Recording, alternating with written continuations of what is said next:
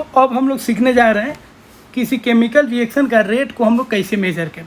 तो देखिए, कोई भी रेट को अगर हम मेज़र करते हैं तो फिजिक्स में, मैथ में आप पढ़े होंगे, दो तरह का रेट हम लोग मेज़र करते हैं। रेट का मतलब क्या होता है भाई? तो रेट का मतलब होता है कोई सब्सटेंस जो है टाइम के रेस्पेक्ट में कैसे चेंज हो रहा है, उसी को हम लोग क्या बोलेंगे? रेट। कोई बॉडी का पोजीशन हो या कोई बॉडी का वेलोसिटी हो, वो टाइम के रेस्पेक्ट में कैसे चेंज हो रहा है, उसी को हम लोग क्या बोलेंगे? रेट बोलते हैं। तो यहाँ पे हम लोग किसका रेट का बात करेंगे? तो यहाँ पे केमिकल रिएक्शन का रेट का बात करेंगे, मतलब केमिकल रिएक्शन के स्पीड का हम लोग बात करेंगे। किसका बात करेंगे? स्पीड का। मतलब टाइम के रेस्पेक्ट में जो केमिकल रिएक्शन का जो कॉन्सेंट्रेशन है, किसी रिएक्शन का कॉन्सेंट्रेशन अगर दिया गया है तो वो टाइम के रेस्पेक्ट में कैसे बदल रहा है, उसी को हम लोग क्या बोलेंगे यहाँ पे? Rate of reaction. तो पहले एक छोटा सा डिफिनेशन हम लोग लिख लेते हैं। तो रेट ऑफ केमिकल रिएक्शन का मतलब क्या हो जाएगा? चेंज ऑफ कॉन्सेंट्रेशन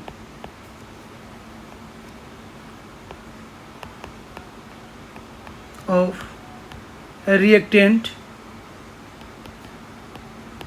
या product with respect to time. Time के रेस्पेक्ट में किसी रिएक्शन का रिएक्टेंट का कॉन्सेंट्रेशन या प्रोडक्ट का कॉन्सेंट्रेशन कैसे चेंज हो रहा है, उसी को हम लोग क्या बोलेंगे? Rate of a chemical reaction. ठीक है, अब डिफाइन कैसे करेंगे, इसका फॉर्मूला हम लोग कैसे बनाएंगे, उसको हम लोग देख लेते हैं। तो देखिए, अगर इसी को फॉर्मूला के टर्म में लिखना हो तो क्या लिख सकते हैं? रेट ऑफ रिएक्शन बराबर हम लोग क्या लिख सकते हैं? Change in concentration of reactant या product upon change in time. अब कॉन्सेंट्रेशन का जो चेंज होगा उसको डेल सी से हम लोग लिख सकते हैं, और टाइम का जो चेंज होगा उसको डेल टी से हम लोग लिख सकते हैं। ठीक है, और ध्यान रखेंगे यहाँ पे जो साइन होगा रिएक्शन के रेट में, प्लस भी होगा और माइनस होगा। प्लस अगर लिखा रहेगा तो हम समझेंगे ये किसका रेट दिया गया है? ये रेट दिया गया प्रोडक्ट का। प्लस लिखेंगे प्रोडक्ट का रेट में। ठीक है,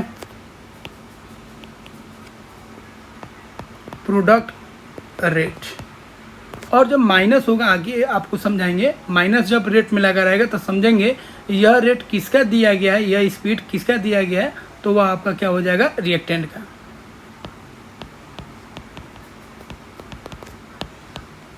ठीक है, तो ये आपका जनरल फार्मूला हो गया। किसी भी रिएक्शन का रेट को अगर निकालना है, ठीक है, तो ऊपर लिख देंगे हम लोग रिएक्टेंट या प्रोडक्ट का कॉन्सेंट्रेशन, और नीचे लिख देंगे टाइम का क्या चेंज है।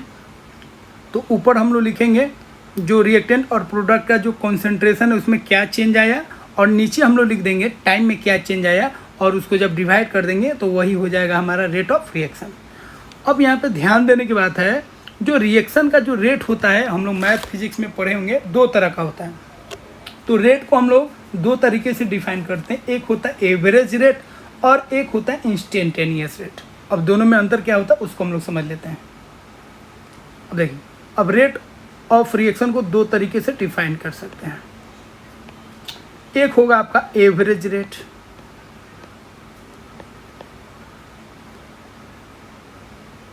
रिएक्शन, और दूसरा होगा इंस्टेंटेनियस रेट रिएक्शन। अब दोनों का मतलब क्या है?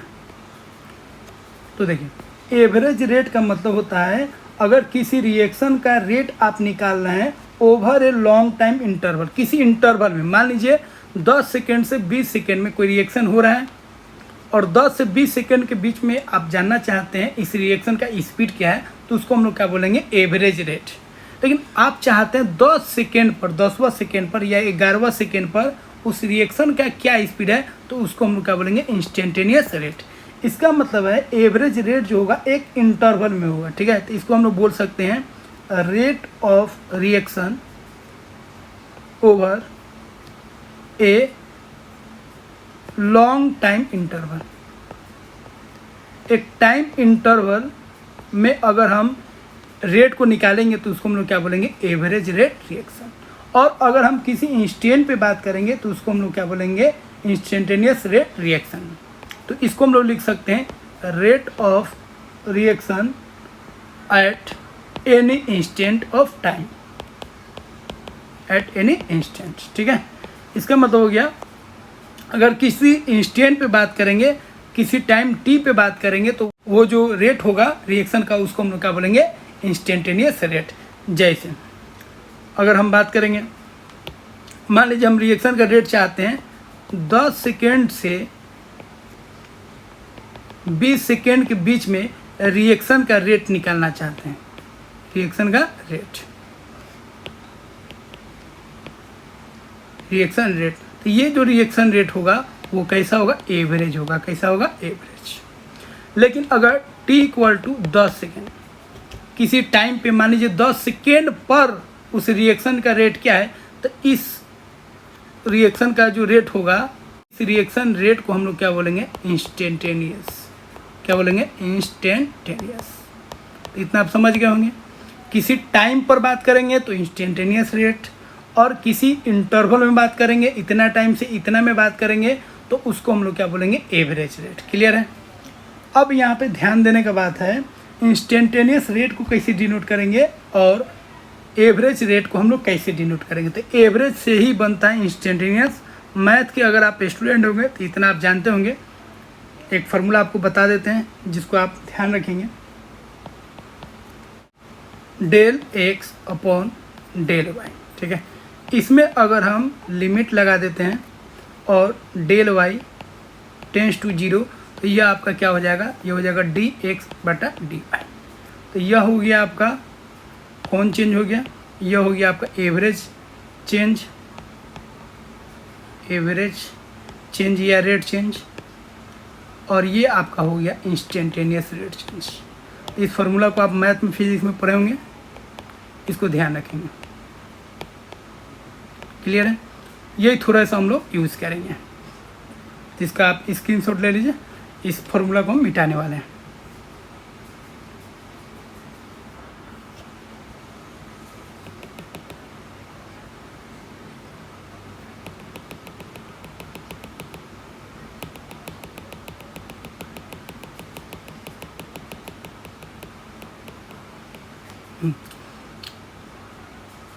एवरेज रेट और इंस्टेंटेनियस रेट को समझने के लिए एक हम लोग रिएक्शन को मान लेते हैं। ठीक है, एक रिएक्टेंट है जो किस में बदल रहा है, प्रोडक्ट में। ठीक है, लेट ए रिएक्शन, आर से रिएक्टेंट, पी से प्रोडक्ट। अब रिएक्टेंट शुरुआत में T1 टाइम पे, किस टाइम पे, T1 पे, टाइम T1 पे रिएक्टेंट कितना था, R1 था। मतलब रिएक्टेंट का जो कॉन्सेंट्रेशन था कितना था, R1, और प्रोडक्ट का कॉन्सेंट्रेशन कितना था, P1। टाइम T2 पे अगर बात करेंगे तो रिएक्टेंट का कॉन्सेंट्रेशन घट जाएगा, R2 हो जाएगा, और प्रोडक्ट का कॉन्सेंट्रेशन कितना हो जाएगा, P2। अब यहाँ पे ध्यान देना है, जो कोई भी रिएक्शन अगर स्टार्ट होता है तो रिएक्टेंट का जो रेट होता है वो क्या होता है, डिक्रीज करता है। रेट या कॉन्सेंट्रेशन बोल लीजिए। ठीक है, तो यहाँ पे अगर कोई रिएक्शन स्टार्ट हो रहा है तो उसका कॉन्सेंट्रेशन क्या होगा, डिक्रीज करेगा। कॉन्सेंट्रेशन ऑफ रिएक्टेंट डिक्रीजेज, मतलब रेट भी उसका डिक्रीज होगा, और प्रोडक्ट का क्या होगा, इंक्रीज होगा। ध्यान रखेंगे, कॉन्सेंट्रेशन ऑफ प्रोडक्ट इंक्रीजेस। स्वाभाविक है, रिएक्टेंट ही किस में बदलता है, प्रोडक्ट में। इसका मतलब रिएक्टेंट खत्म होने लगेगा और प्रोडक्ट बनने लगेगा। ठीक है, अब यहाँ पे देखिए दो तरीके से हम लोग रिएक्शन को, रेट को लिख सकते हैं, एक इंस्टेंटेनियस और एक लिख सकते हैं हम लोग एवरेज। एवरेज क्या होगा उसको देख लीजिए। एवरेज अगर लिखना है,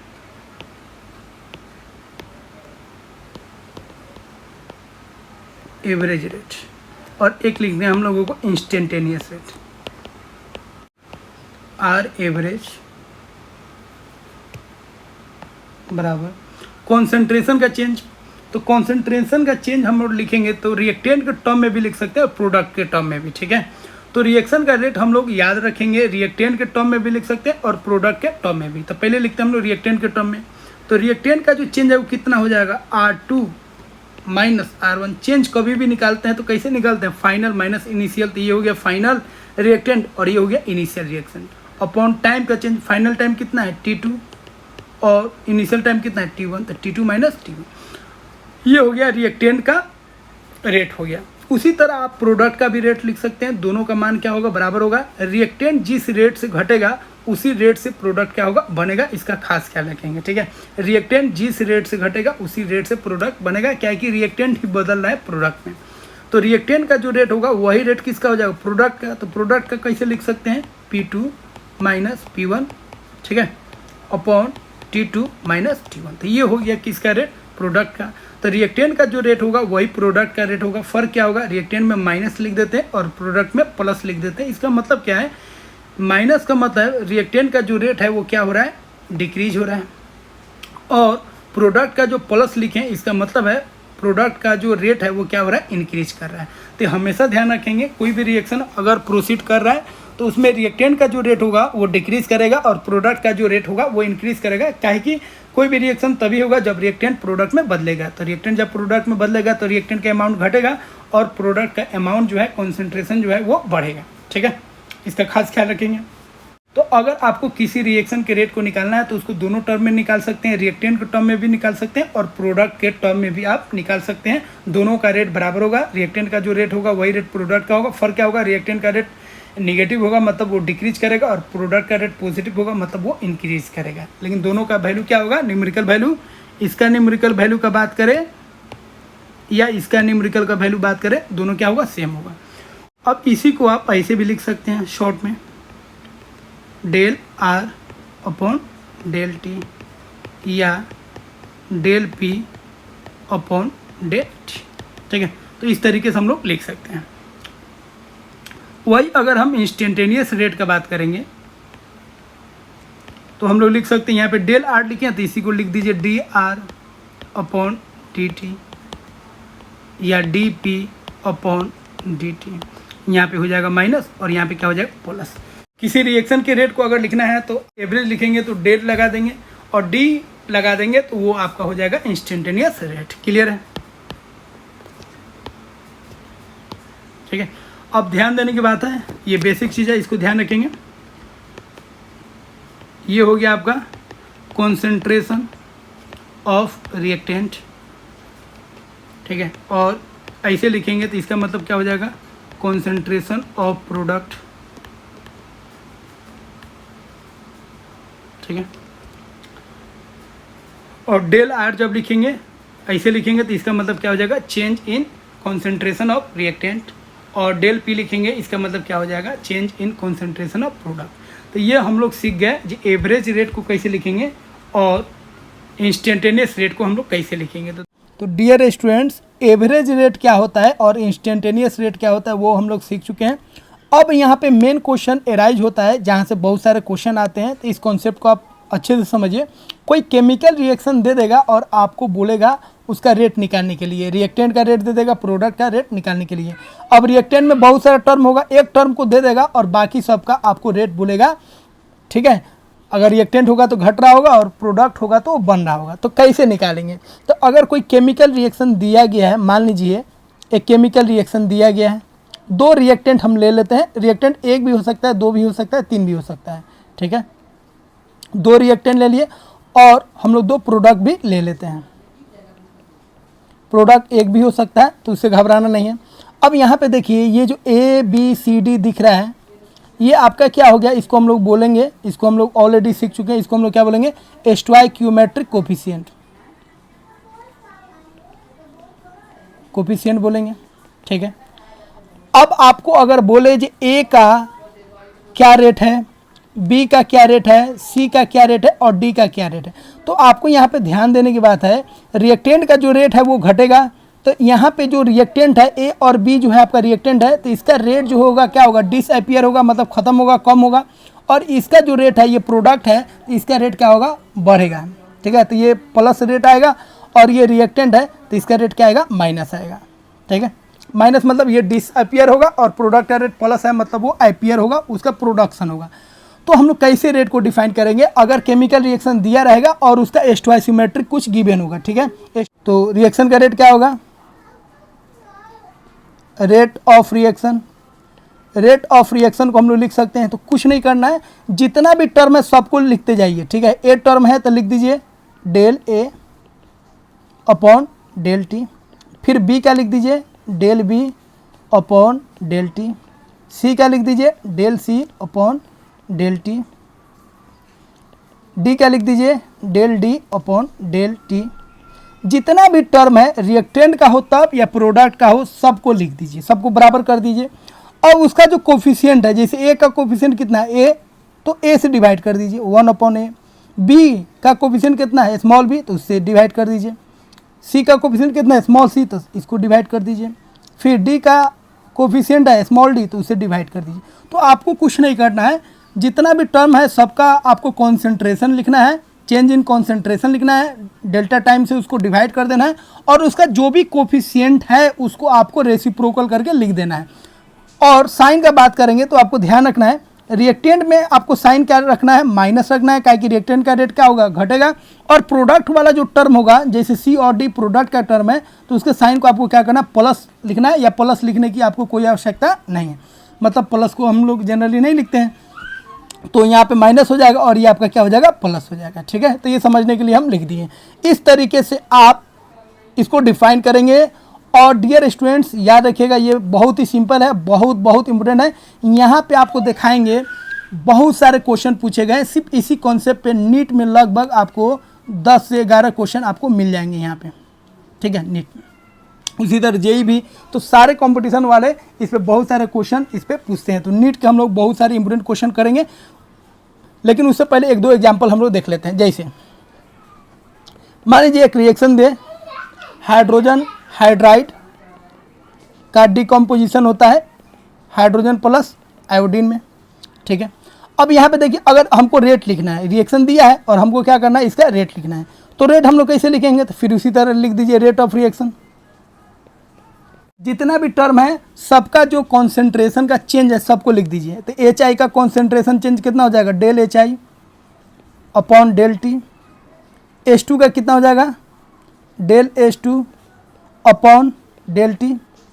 आई टू का कितना हो जाएगा del I two upon del T.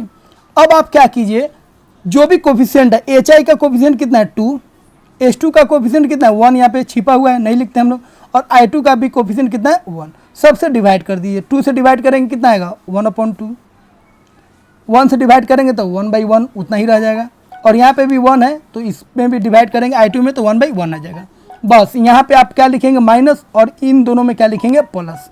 अब देखिए यहाँ पे रेट ऑफ रिएक्शन, रिएक्शन का रेट इसके बराबर आप लिख दीजिए, या इसके बराबर या इसके बराबर, जिसके टर्म में आपको लिखना चाहे उसके टर्म में आप लिख सकते हैं। अगर I2 का कॉन्सेंट्रेशन दिया रहेगा तो I2 के टर्म में लिख देंगे, अगर H2 का कॉन्सेंट्रेशन दिया रहेगा तो H2 के टर्म में लिख देंगे, अगर HI के कॉन्सेंट्रेशन के टर्म में दिया रहेगा तो HI के टर्म में हम लोग लिख सकते हैं। तीनों में किसी के टर्म में आप लिख सकते हैं। अब क्वेश्चन क्या पूछता है, क्वेश्चन आपसे पूछेगा HI का बनने का रेट क्या है। क्वेश्चन ऐसे भी पूछ सकता है रेट ऑफ रिएक्शन, तो इसके बराबर कर दीजिए या किसी के बराबर कर सकते हैं, कोई दिक्कत नहीं है, जहाँ पे कॉन्सेंट्रेशन दिया रहेगा उसके बराबर कर देंगे। अब आपसे क्वेश्चन बनाएगा कैसे, बोलेगा HI का रेट क्या है। HI का रेट आपको H2 के टर्म में लिख सकते हैं, या HI का आप I2 के टर्म में भी लिख सकते हैं। या आपसे पूछ सकता है जो H2 का बनने का रेट क्या है, तो किसी को किसी से रिलेट कर सकते हैं। HI को रिलेट कर सकते हैं H2 से, H2 को रिलेट कर सकते हैं I2 से, ठीक है, HI को रिलेट कर सकते हैं I2 से, तो किसी को किसी तरीके से हम रिलेट कर सकते हैं। बस आपको ये वाला ध्यान से रखना है। अब क्वेश्चन बनाएंगे तो आपको समझ में आएगा कैसे हम क्वेश्चन को सॉल्व कर रहे हैं। ठीक है, तो यह तो एवरेज रेट हो गया, इसी को हम लोग इंस्टेंटेनियस रेट के फॉर्म में भी लिख सकते हैं। कुछ नहीं करना है, बस डी के फॉर्म में लिख देना है DHI अपॉन DT। उसी तरह यहाँ पे DH2 upon DT, DI2 upon DT। बस बाकी सब सेम टू सेम रहेगा। क्या करेंगे डी डेल्टा की जगह पे क्या लिख देंगे डी लिख देंगे। एक और हम लोग एग्जाम्पल लेते हैं। यहाँ पे देखिए एक और क्वेश्चन हम लिए हैं, एक एग्जाम्पल है NCERT का है। अब इसका हम लोग को क्या करना है रेट लिखना है, तो फिर इसका हम लोग रेट लिख सकते हैं, रेट ऑफ रिएक्शन। जितना टर्म है सबको लिख दीजिए, ठीक है, del BR minus del T del BrO3 minus del T del H plus del T del Br2 del T del H2O del T. अब देखिए कोफिशिएंट लिख दीजिए, कोफिशिएंट से डिवाइड कर दीजिए तो 1/5, 1/1 हो जाएगा, यहाँ पे लिखने की जरूरत नहीं है। 1/ क्या हो जाएगा 6, 1/ कितना हो जाएगा 3 और 1/ कितना हो जाएगा 3। अब ध्यान देने की बात है, यहाँ पे क्या हो जाएगा माइनस, रिएक्टेंट वाला जितना है माइनस माइनस, और यहाँ पे क्या हो जाएगा प्लस, और यहाँ पे भी क्या हो जाएगा प्लस, जिसको लिखने की जरूरत नहीं। अब ये आपका हो गया रिएक्शन का रेट। अब रेट ऑफ रिएक्शन इसके बराबर कर लीजिए, इसके बराबर, जिसके बराबर आपको करना है कर लीजिए। बस ध्यान देने की बात है, जो कॉन्सेंट्रेशन दिया रहेगा या जिसके बारे में पूछा रहेगा उसको हम बराबर कर देंगे। अब यहाँ तो बहुत सारे क्वेश्चन बन जाएगा, बोलेगा ब्रोमीन जो है Br- जो है उसका घटने का रेट, डिसअपियर होने का रेट क्या है, तो इसके टर्म में दे सकता है, इसके टर्म में दे सकता है, या इसके टर्म में दे सकता है, या इसके टर्म में, किसी के टर्म में देगा आप उसको बराबर कर दीजिए। या BrO3- को बोलेगा ब्रोमेट का, बोलेगा डिसअपियर होने का रेट क्या है, हाइड्रोजन प्लस का रेट क्या है घटने का, या ब्रोमीन का बोलेगा ब्रोमीन का जो प्रोडक्शन होने का, या ब्रोमीन के अपीयर होने का, क्या कि ये सब डिसअपियर हो रहा है और ये क्या हो रहा है अपीयर हो रहा है। डिसअपियर मतलब खत्म हो रहा है और अपीयर मतलब प्रोडक्शन हो रहा है, ठीक है। तो इस तरीके से पूछ सकता है, या ब्रोमीन का बोलेगा इसका अपीयर होने का रेट क्या है, हाइड्रोजन का अपीयर होने का रेट क्या है, तो किसके बराबर ऑप्शन में कर रहा है उसी के बराबर आप कर दीजिएगा और आंसर आपका आ जाएगा, क्योंकि यहाँ पे किसी के बराबर हम लोग कर सकते हैं, ठीक है। तो दोस्तों इस तरीके से हम लोग समझ गए। अगले लेक्चर में हम लोग इस पे बेस्ड हम लोग क्वेश्चन करेंगे जो जेई और नीट में पूछे गए हैं, और सारे क्वेश्चन और सारे के सारे क्वेश्चन बहुत ही इंपॉर्टेंट होंगे, और उन क्वेश्चन को करने के बाद आपको समझ में आएगा जो क्वेश्चन कैसे पूछे जाते हैं। तो डियर स्टूडेंट्स, फिर हम लोग अगले लेक्चर में मिलेंगे एक नए वीडियो के साथ। तब तक आप बने रहिए हमारे साथ, और चैनल को आप लाइक कीजिए, और नए अगर हैं तो सब्सक्राइब कर लीजिए।